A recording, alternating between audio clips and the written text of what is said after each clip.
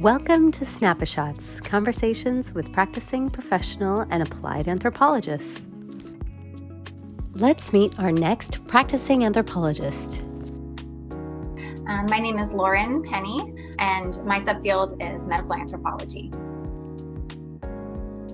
How did you get interested in anthropology?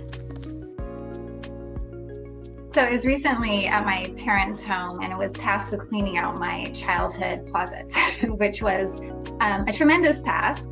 But I had an opportunity to look at some old writings, like from high school, some high school essays, and it made me realize that I've really long felt a strong sense of responsibility to make a positive impact in the world.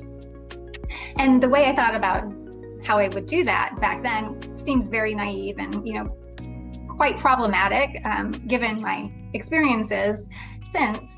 But I did go into college feeling the strong need to do something good. And my first year of college, I unfortunately had to drop out due to severe depression and an eating disorder. So I came back home feeling really lost and defeated. But about a year later, I was stable enough to start thinking about going back to school. And so I audited a course at my local California State University, and one of the only open courses at that time was Intro to Cultural Anthropology.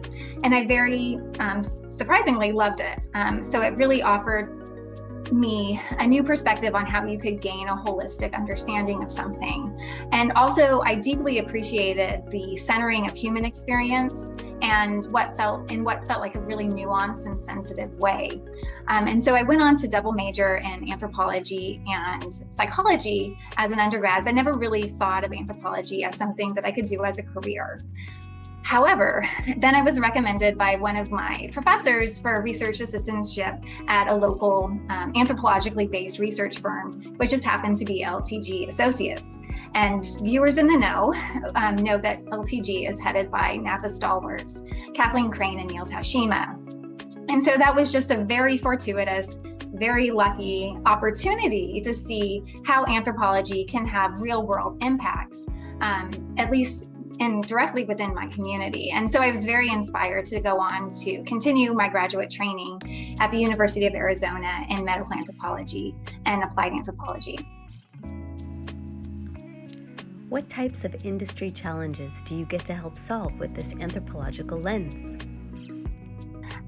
So much of my current work focuses on how you get known or suspected of effective practices into healthcare. And this field has really been codified as implementation science. And it's a field that really offers anthropologists, I think, a lot of different opportunities, in part because anthropologists working in this space have really made a lot of headway and created value for others who are trying to work on some of the questions that implementation scientists are trying to address. And so I think one thing that people understand in this space is that context matters in terms of how successfully a best practice is adopted and then maintained within a setting. And anthropologists really excel at understanding the complexity of how this happens, because we both have the tools and methods that can be used to sort of just gain data and information about what's going on. And then because I think we are sort of encouraged to hold what may be kind of untidy or contradictory explanations of what's going on. So we're not starting to reduce everything to like certain domains or processes. We're really encouraged to think broadly. And where I think we maybe struggle, though, is where we can offer both practical and aspirational solutions. And I think part of that is due to just sort of the really intense critical practice training that we all get in grad school, or at least that I got when I was going through my grad program. But I think for me, working in interdisciplinary teams and with partners who are really trained, I think probably better trained in order to think about solutions and to then enact those solutions, or at least try them out, has helped me to become more comfortable in offering those solutions-based recommendations to my partners. What advice would you like to pass on to future anthropologists seeking roles in professional fields? So after I finished my dissertation, a mentor reflected that my career would probably take me in many different places, and that I should always be open to opportunities and learning something new, even if the opportunities seem kind of boring or really not what I wanted to do or where I saw myself, just to really keep my eyes open and always be looking and learning. And I have found that to be really wonderful advice. I think that sometimes people are told, your career track will look like this, and these are the steps you take. And from my experience, for very few people, that actually is what it looks like. And I don't think it's a failure to not, meet that expected or model for career growth and trajectory, and to really find value in, trying out different things, developing a really big skill set that can take you in many different places, and that really opens doors for you, because I think it's a tremendously challenging labor environment to be in, as a professional anthropologist, as a person in the world. You're going to face a lot of uncertainty in your life and in your career. And I think the more skills and experience that you have behind you, and the more relationships you have, and it doesn't have to be a lot of relationships, but keep your relationships, both with peers and with mentors. I'm finding that peers, in a lot of cases, are as valuable or more valuable than, relationships with mentors. And so I think keeping key relationships, and then really being open to opportunities when they arise, and learning, I think is kind of the best you can do. I think there's a lot of ways to develop a meaningful career. And I certainly think that my career has been meaningful, but it has not looked at all like what I expected it to. And I'm definitely working in areas that I didn't even know existed when I came out of graduate school.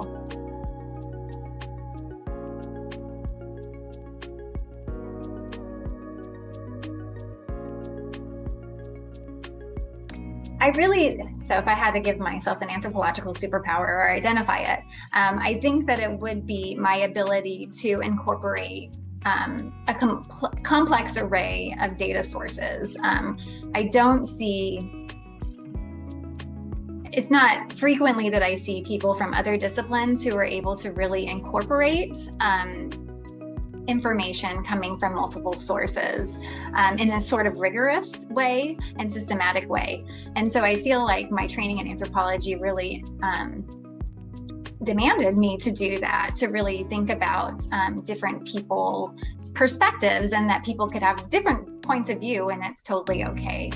And so I feel like that serves me really well, especially when coming into areas in which maybe I don't have a lot of experience, because it's sort of my go-to is to sort of try to understand things from multiple points of view from the very beginning, and use that to inform sort of the continuing work that I would do in an area.